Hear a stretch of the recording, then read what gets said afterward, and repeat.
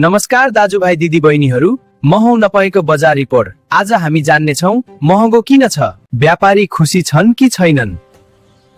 ल त सिधै बजार भित्र पसौं। नमस्ते दाई, आज आलुको भाव कति हो?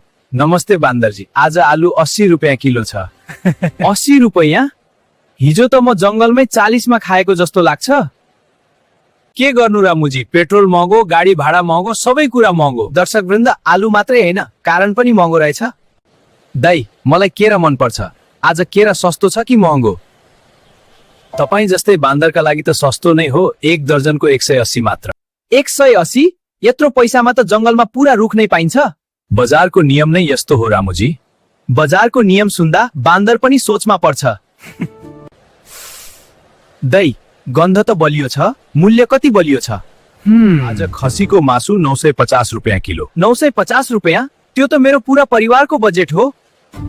हामी पनि के गरौं रमुजी, खसी नै महँगो आएको छ। दर्शक वृन्द, यहाँ मासु मात्रै होइन, दुःख पनि भारी छ। दाई, बान्दरका लागि पनि फेसन हुन्छ कि हुँदैन? किन नहुने? यो ज्याकेट तपाईलाई फिट हुन्छ। कति पर्छ दाई? 2500 मात्र। 2500? यति पैसामा त मेरो जंगलमा पार्टी हुन्छ। फेसनको मूल्य बुझ्नु पर्छ रामुजी। दाई, चिया कस्तो चलिरहेको छ? चिया त चल्छ, तर ग्राहकको गुनासो बढेको छ। के गुनासो? महँगो भयो भन्छन् सबैले। महँगो बजारले मान्छे मात्रै होइन, बान्दर पनि सोच्न बाध्य बनाउँछ। आज मैले बजार घुमे, सबै पसलेसँग कुरा गरे, सबैको एउटै कुरा, खर्च बढेको छ, आम्दानी घटेको छ। त्यसैले दाजुभाइ दिदी बहिनीहरू, सोचेर किनमेल गरौं र मुस्कान नछोडौं। म थिएँ तपाईको बजार रिपोर्टर रामु।